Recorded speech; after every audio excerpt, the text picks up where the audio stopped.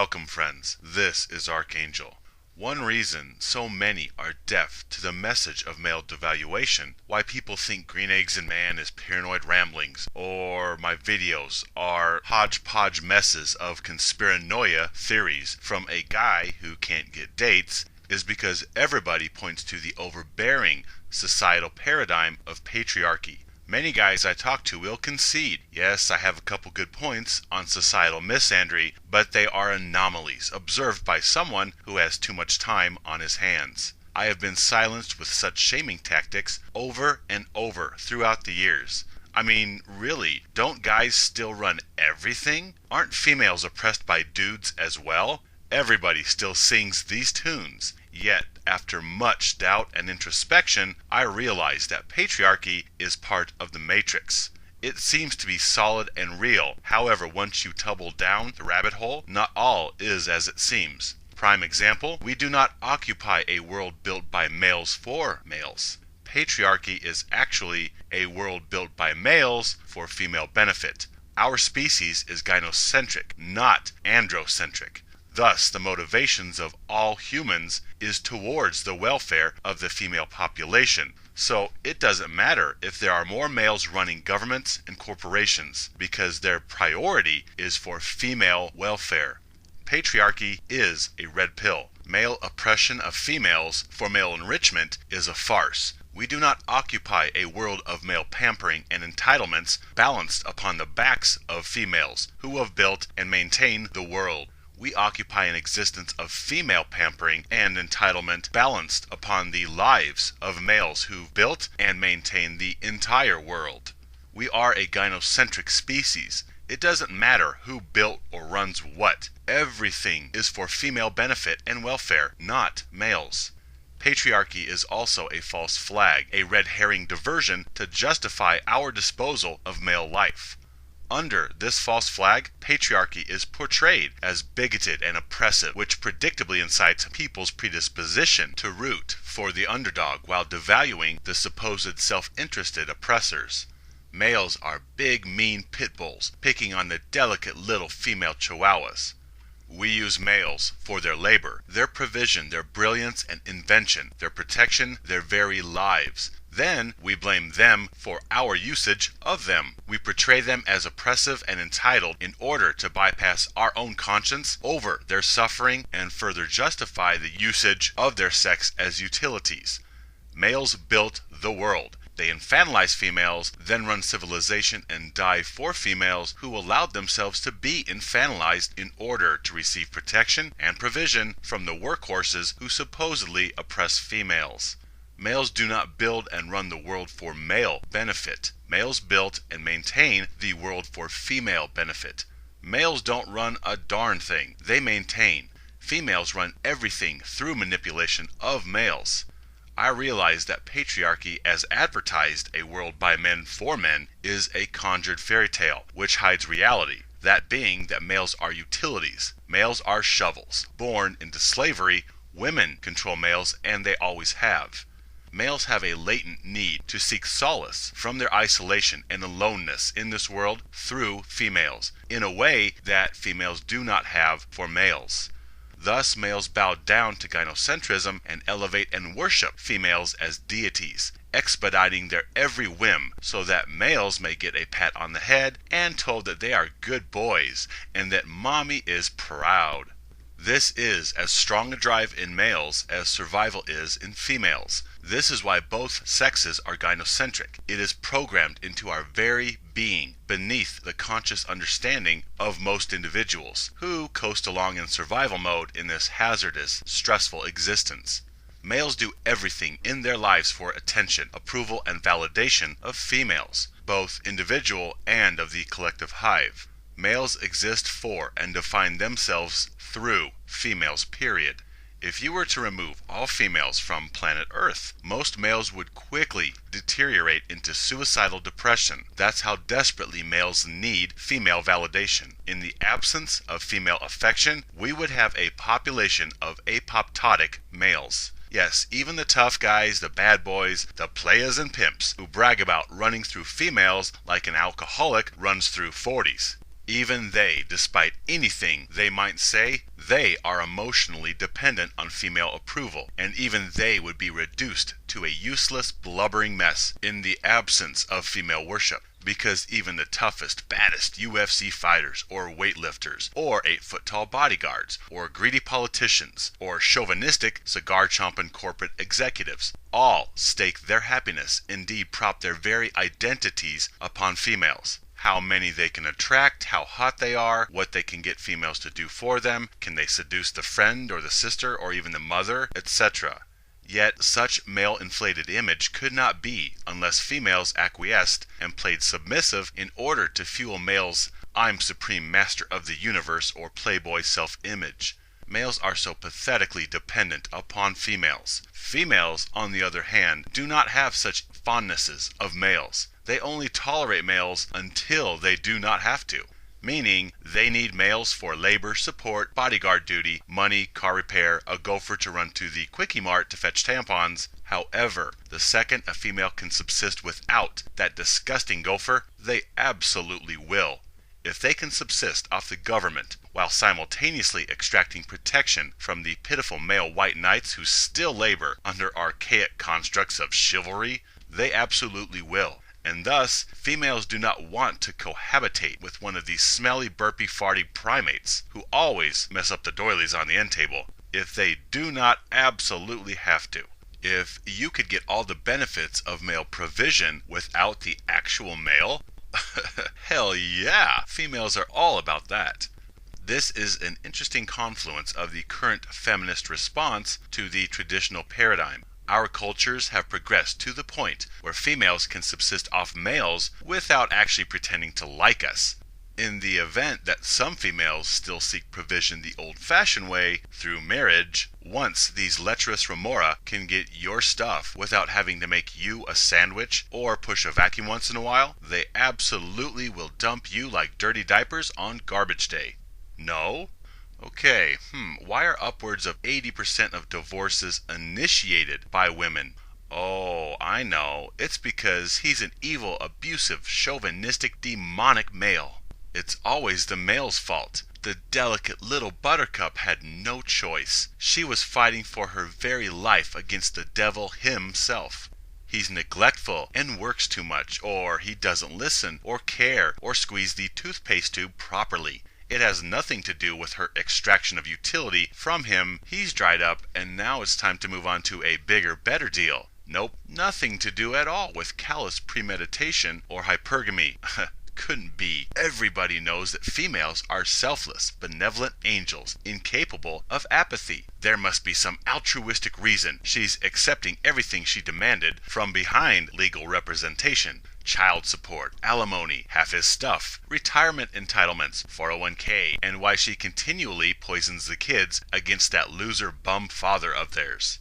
It has been aptly demonstrated by females time and again that when their survival is not dependent upon men, they will get the heck out of Dodge. We have reached a point where females can subsist off the technology and individual earnings of discarded males, as well as tax dollars of the male collective, yet they label themselves independent. Patriarchy has caused this female entitlement. Patriarchy is a paradigm whereby males build and maintain the world for female benefit. It's not some backslapping good old boy club. It's really a you go girl women's club hidden by fake images of cigar-chomping, backslapping, chauvinistic good old boys. But, okay, if patriarchy is so female oppressive, why do these malevolent oppressors allow females to divorce? In fact, why don't we throw our female population under the bus to save males, rather than the current and historic behavior of males dying to save females? If males are so oppressive, then how is it that females have any entitlements or rights to anything at all? Patriarchy is so female oppressive, well, why do females enjoy the spoils of male labor and death? Why do males not treat females as pets for male benefit, where there is no personhood for females, literally? Instead, we have an environment where males abuse each other while clamoring for female attention, where a female gets jobs, pampering, coddling, entitlements, chivalry because of her vagina. who can make rape accusations and be shielded. She can usurp provision from males, and she doesn't have to go or be killed in war. These don't sound like male-enhancing privileges that a world built by males for males would employ. We can observe in many cultures of strong marital tradition that the minute females discover subsistence elsewhere or are allowed to abandon the misandristic institution of marriage, they do so blatantly and in mass droves. This demonstrates that females have power and are not victims of a stifling patriarchy that eats females for dinner. But rather, females can and do abandon males when they are not under physical or financial duress to tolerate them. And all the love stories or songs or religion or soulmates or old-fashioned values has not stopped them. Why? Females have the power to do this. They are not stifled under some evil bully called patriarchy. We inhabit a gynocentric world, not a construct of male supremacy and dominance. The vaginisty labors ceaselessly to paint modern humanity as victims of a chauvinistic, bloodthirsty, misogynistic, patriarchal oppression. Nope. Sorry, hypergamy is the underlying natural programming in females. They go as a bee from flower to flower, extracting nectar, then moving on. And they can do this because they have the power to do this. They are not confined to slavery by oppressive male overlords, but rather they move amongst their subjects as they please. Females hold the power, males do not. This is the red pill awakening of patriarchy. It is male production for female benefit. Males loving and laboring then dying for females is deeply personal and heartfelt on the part of the males. Females extracting utility from males, it's impersonal. It's like mobsters always parrot before they pull the trigger. It's nothing personal, just business. Females using then discarding males is just business. It's what they do. It's called survival. Nothing personal, just business. Just trying to make ends meet using males for stepping stones, Kleenexes, and shovels. Oh, well, that's totally cool then, since it's impersonal. If this was a personal beef, then I might object to the abuse of anonymous males. Males are business to females, cogs on a wheel, tools to be utilized for feminine gain, then discarded like individual dental floss sticks. Yet males need and truly desire female welfare and labor to impart love and affection to their dying breath. Moreover, males are genuinely concerned with female well-being to the point where they will forego their own welfare, their health, their wealth, their vitality to enrich females. Look at the males that will jump in front of knives and guns for anonymous, unfamiliar females. This quite accurately demonstrates male gynocentrism and male need for female approval, which supersedes any male survival instincts. That's how powerful a hold females have over males. It bypasses males' self-preservation instincts. If males have the power in this world, why can't they compel females to die for anonymous males? Males do not rule for males' sake.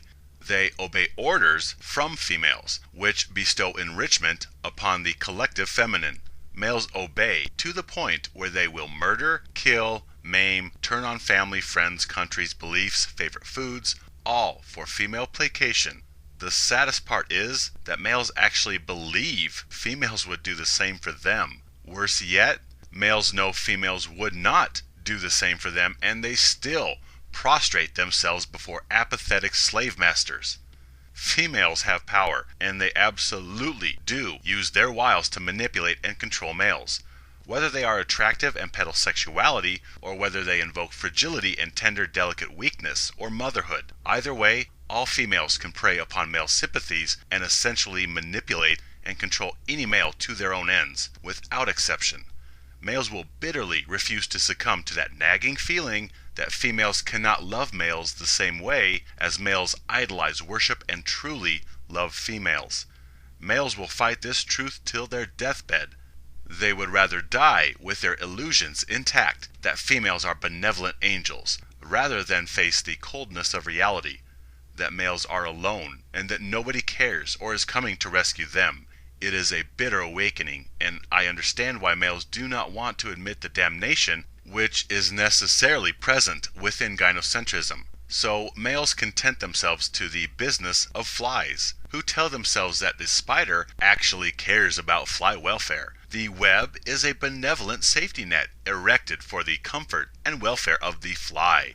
One of the biggest revelations amid the thousands I have had along my red pill journey is that, contrary to popular belief purported by chick flicks and romance novels, romance is actually for males. Males have projected romance onto females because they do in fact wish that females were as starry-eyed and twinkle-toed romantic as males truly are deep down inside. Males project their traits of tender, passionate romance onto females, and females play along after seeing how easily manipulated out of protection and provision males are while under this spell of romance. So, wait. You're saying all I gotta do is play the weak damsel in distress and I will have everything done for me in life? Where do I sign up? Yeah, patriarchy, male oppression, a world by males for males. Really? If this world was built by males for males, then why did we allow women to vote? Why do we allow them to divorce and take half our crap and child support and alimony? If this is a world by males for males, why do males die defending females? If this is a world by males for males, why do we have female affirmative action? If this world is male dominated and is the oppressive boys club that it is painted to be, why do we cater to females and allow them any of the aforementioned items which hurt male interests? You want to pretend misandry and male devaluation doesn't exist because there are a bunch of white males running business and government?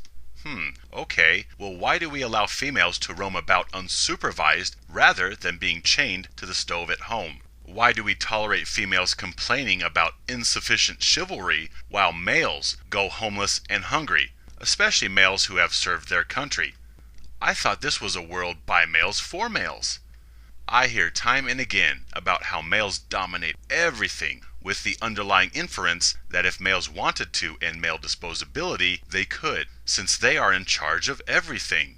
So, if this is true, then patriarchy must hate males worse than the most militant feminist hordes, because males are in charge, and thus they could stop misandry, since they are the ruling class. This ruling class allows male utility and disposability to run unchecked, right? Well, yes and no. No, males are not the ruling class, they never have been. And yes, males are the only ones that can stop disposability by walking away from gynocentrism, not embracing a return to traditionalism. Conservatism? Really? Traditionalism caused male devaluation. Oh, but hey, let's go back. Males are more authoritatively visible throughout history because males were the ones who built every darn thing in this world. Males had to be more visible because they were expected by females to tame the random brutality of nature for the benefit of females. Males are, and always have been, expected to toil, labor, defend, protect, and serve as female shields against this hazardous world and its indifferent environment. Males were cast into an authoritative template by females, and now females want to complain that males dominate everything from business to sports to governments. Males are running all the affairs and doing the heavy lifting as usual, making decisions and inevitably being the bad guys for it, while little Muffin sits at home and is supported, protected, and mocks the very males that enable her provision. Females are more than happy to manipulate males from the curtains, then point fingers when they take a fall. Females failed to jump in and do or build or tame anything, so males had to. Yes, currently there may be a bunch of old white males who occupy and hold tight to business or government seats because they are so brainwashed that they want to pass along the business or government seat to another male they can trust, groomed to continue male subjugation for female interest. Males are indoctrinated with being white knights, with images of female delicacy and fragility, and such males seeking to retain the public face of corporation, business, and government is simply males serving the gynocentric machine and putting their coats over life's puddles for Cinderella. A world by males for males. Look closely and you will see males still doing all the heavy lifting for the female populace. Some males may realize deep down what female nature truly is and hold fiercely to a business that they built and pass it on only to male offspring as a defense against female manipulation, so as to retain some piece of his accomplishment, some semblance of pride, some shred of value that society has not usurped from him via the gynocentric hordes and drones. And furthermore, it really doesn't matter the sex of those who are supposedly in control. If they push a gynocentric agenda, which all humans do, then all debate is a moot point. You can point to males heading up business and government all you want, yet those males exist in a pro-female misandristic society, and they have the tendency towards female protection at the risk of their own welfare, written into their instinctual programming. So the gender of world leaders matters not. Both men and women push misandristic female entitlements and anti-male agendas. Really, in the face of our gynocentric species, which is humanity, what does it matter the sex of those in office? Even if it's a bunch of old white dudes, all is done for female welfare and benefit. What does it matter if cows appear to dominate the farm? If they are pushing chicken's agenda, what does it matter who has hoofs and who has beaks? A world by males for males. Please, males don't run squat. They are disposable tools for females and the handful of higher-up alphas that do the vaginistes bidding. Males are sequestered for their creativity and productivity, all the while allowed to think that they are in control because they are more visible in societal positions. Well, yeah, males had to build and maintain everything. The other half failed to rise to this task. The female sex didn't take it upon themselves to go out and build or invent anything. Females were more than content to tend to the little ones at home in the cave while the man was out moving blocks of stone every day in the hot sun. We use men for utility, then shame them as oppressors.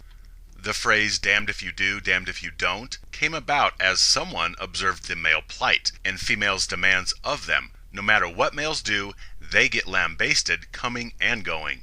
People hate males. There is no right or wrong. We hate them all in every way. Females do not like males. They merely manage them because they are shovels for female benefit. Yet people will still banter out the party line. Males cannot be used. They are the ones running the show.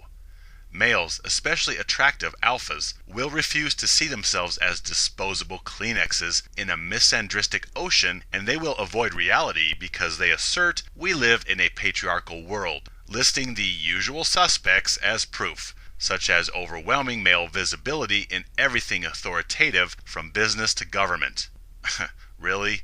Yes, sports are male-dominated, meaning there is more male representation than female representation. But you think that proves patriarchy of a world by males for males? It actually rebuts this. Sports is a control mechanism, pacification tool for emasculated males. They get loud and obnoxious or crude and chest-thumpy. Then they paint themselves up in team colors or hold up big foam fingers or signs while watching the game. And they pretend that this proves to the world that they still have that eye of the tiger. They imagine that watching sports or debating statistics and smack-talking opposing teams around other whipped males is somehow demonstrating of his masculinity as intact. Yet when the games are over and the last wing has been eaten and the highlights have been picked over like a holiday bird, after the beer cans are in the trash and the jersey is in the laundry hamper, there is reality waiting right where he left it. He is still disposable. He still has a job he needs to go to in order to support some pampered eater and her kids. He still has a tax machine to fund with his blood, sweat, and tears who champion female privilege and entitlements. You are still expected to defend anonymous females from any and all harm. Sure, males may be more visible in sports because it is a control mechanism to keep males compliant, giving them an escape, a release valve to blow off pressure that builds from constant, never-ending defamation, devaluation, and the shaming we hurl at the male sex. Sports is not a sign of patriarchy or male supremacy or a world by males for males, but the manifestation of their subjugation. Sports helps to keep shovels from going postal. So they will get up and go earn money, then tackle the list of honeydews on the weekends in order to please the boss, who, incidentally, is the better half. Okay, well, hey, we worship male deities. Surely this validates the by males for males world argument, right? No. Again, it is indicative of male usury, male disposability, because we imagine a God who will do for us. Male gods are there to do, to save us, protect us, test us, assemble the world and the universe. They are there to build, protect, provide, and do. Our mortal paradigms are thrust upon our deities. Male gods do and build. Female deities are worshipped because they exist in infinite divinity. They don't have to build everything in 7 days, or throw lightning bolts, or come down to the ant farm to endure torture and crucifixion in order to save the souls of these savage little ants.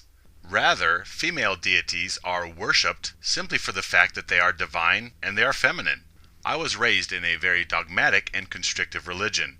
As I look upon it now, I conspicuously see the male disposability paradigm overlaying their dogma. They are more man-hating and male-disposing than the most bat guano crazy feminist. I look at this religion and I see misandry personified. They claim there is a Heavenly Mother, but she is so precious that their go-to deity, Heavenly Father, keeps her protected, so they won't take her name in vain or foist ridicule upon her. Sounds like the traditionalist template of gynocentrism and the dynamics of male-female interactions of humans. It apparently covers the cosmos and our gods. Males have to invent and protect every damn thing out there to the detriment of their own safety or well-being. I can see the dogma of this religion with clarity. It is simply a system of traditionalism where males get their ego stroked by breasted misandrists using them for provision. Apparently, we also infantilize our goddesses, even though they are equal to and just as powerful as male gods, and who, I'm sure, desire worship by humans just as much as her husband, the male god, gets to enjoy. Instead, we infantilize this divine mother as too fragile and precious to be known to humans, so she is spoken of only in passing. Meanwhile, the male, the Heavenly Father, much like human fathers, gets to be the target, the whipping boy for all slander and hatred hurled skyward. Ultimately, this religion, like many others, grew and adapted their dogma based upon interpersonal male-female templates. We thrust our perceptions and societal paradigms upon the heavens. We did not receive paradigms of misandry and male disposability from on high. Yeah, if God was all-powerful and all-knowing, and most importantly, all-loving and compassionate, then the Almighty would not decree institutions whereby half the children born would be abused, used, and discarded, while the other half would be denied advancement and growth because of infantilized coddling and pampering. What parent is going to send their kid off to school where they will be abused and valued less than the other students? And furthermore, what parent is going to send their kid off to school where they will learn nothing because they are pampered the whole time? Somebody else is doing their child's assignments for them. Really? I have a good friend that laughs off my straitjacket conspiracy theories about societal devaluation and disposability of males. He comes from a culture that may appear harshly patriarchal, and he feels traditionalism still reigns supreme, and that males indeed run everything, and is of the opinion that females do serve males. He is still the boss. When he says this, I look at him with the same pity that he looks at me and my tin hat male disposability hypothesis. Yet there is a chink which shades his observation. He is very physically attractive. So he subscribes to the guise of patriarchy, and he is very attractive. I can see why he believes the Matrix is real and dismisses me as a misguided whack job. Attractive males are much likelier to acquire alpha status with the gynocentric regime of matriarchy, which is what we truly have. Even though females want nothing to do with males beyond utility and protection usurpation, females are still human and still swayed by the chemicals of physical attraction. And, if given a choice, many would like to find the best looking tool they can. Most females would rather have a shovel that looks like Brad Pitt rather than Danny DeVito. And even if females do not care about the physical looks of their shovels in a sexual arousal type of way, still, attractive males speak to a female's instincts for reproduction by insinuating good genes. Thus, attractive males do get a leg up over their gargoyle counterparts, and females clamoring for them tricks them into believing that males rule the world. They of course have no point of reference for discussion of male utility and disposability. They have always been privy to an influx of females pursuing them. Yet, when push comes to shove, society will sacrifice Fabio before even the lowliest unattractive female. That's how much males rule the world. You and your good looks, or your government position, or your CEO status of some company, your self-aggrandizing status as playas and pimps, you are valued less than even the most homely female on welfare. Take these alpha males and strip them of accolade or societal position and place them on a sinking ship, and you'll see patriarchal worth in action as you sink into the water while watching the life raft full of females drifting away. Patriarchy, a world by males, for males, male supremacy, male domination. Please. You take a male and a female, strip them of everything, and drop them on a deserted island. And guess what? The male is considered disposable next to the female. The male has lower worth than the female. It doesn't matter what he was back in the real world. Still, as females would flock to my friend, and indeed chase and go out of their way to pursue and even stalk him, I understand why he felt male dominance to be the correct societal hypothesis to which humanity currently adheres. For a time, I even questioned myself whether I was all wrong and he was all right. On the surface of the argument, it sounds convincing. Males appear to be in positions of power and authority, but again, those in such positions push gynocentric agendas. So it doesn't matter who wears skirts or trousers. All roads lead to male disposability. That bears repeating. It doesn't matter the genitalia of those in authoritative positions in society or business. All beings push gynocentric agendas, meaning we elevate female worth and devalue male worth. Plain and simple. Patriarchy. There is no patriarchy. There is no world for males by males. Moreover, ignorance of what exactly constitutes patriarchy or traditionalism demonstrates a failure to grasp the criminality of such paradigms. They thrive on male life, male disposability. But okay, if we exist in a patriarchy which is ripe with male entitlement, because males run everything and oppress the lowly, delicate little flower petals, as most of the world will still insist that we do, then why do males die for females? Upon the blood, sweat, and tears of which sex is the world sustained? Upon the sacrifices and deaths of which sex does this world continue to exist? Which sex gets to enjoy equality and chivalry? Which sex is treated to the enjoyments of divorce entitlements and affirmative action and exclusion from selective service? In order to extract utility from males and maliciously use them, we must indoctrinate the populace with male oppressive, patriarchal propaganda, while females forever play the victims to further entice male utility by invoking their protective instincts towards the weakened or disadvantaged. Males, who simply accept civilization at face value, will observe a bunch of old white dudes heading up government and industry, and thus they will assume, yep, the feminists are right. Males run everything, and thus they must be the oppressive murderers and rapists and plunderers they are painted as. So we better protect and serve the poor womenfolk.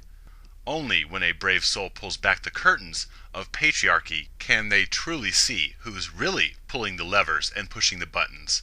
I realize that some males want to believe in the fallacy of a world by males for males, especially the advantaged. Males that have some sort of advantage or privilege, like good looks or wealth or status. Males with such advantages will have females chase and clamor for them. They like the appearance of their life. They will rebuke these crazy gynocentric theories, since they observe all the females vying for their attention and serving them. Then they will look around and see male figures at the apex of corporation and government, and they'll say, "Man, you are crazy. Males are in charge. There is no abuse of males. You might want to see somebody about your conspiranoia issues." Irony is, I have been righteous in my accuracy all along. It simply took me this long to realize it because shaming tactics would shut me up and cause me to question my own accuracy. The truth was always plainly encrypted within my observations. By invoking the chivalry of traditionalism, we infantilize females to that of helpless, defenseless beings, in effect, adult children, which pushes males by necessity into the role of expendable utilities. We have to be the protectors and the providers, because we have taken half the human race out of the picture, and there is no other human sexes to lean on. Males, you want to infantilize and elevate, then worship females? Okay, well, you have to do all the building and protect and die in that society in order to sustain it.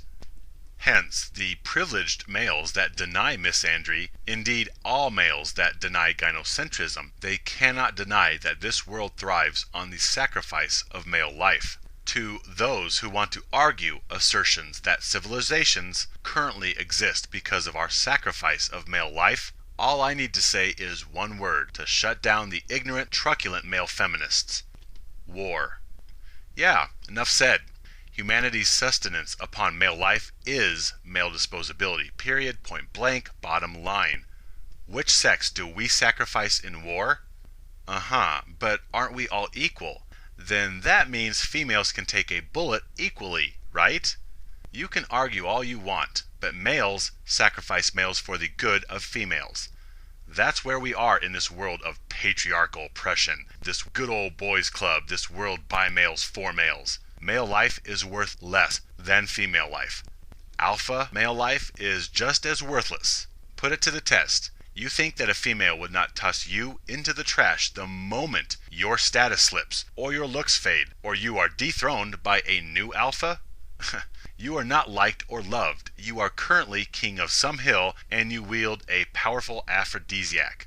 Could be money, power, status, provision, but when push comes to shove, you are male, and you are disposable utility just like the rest of the ugly, disadvantaged, grunting male population. Patriarchy, a world by males for males, male domination, male supremacy.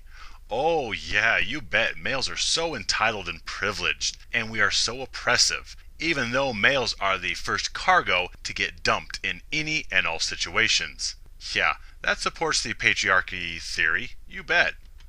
Feminists openly hate males. Conservatives hide their hatred with subterfuge and distraction. Traditionalism forces males into female servitude by compelling them to place their hopes, their dreams, their welfare, their very well-being and lives on the chopping block in defense of the fragile little eggshells that they worship in centerfolds. Or males are compelled into responsibilities and growing up in order to bleed themselves dry, providing sustenance for these sweet, delicate little lotus petals.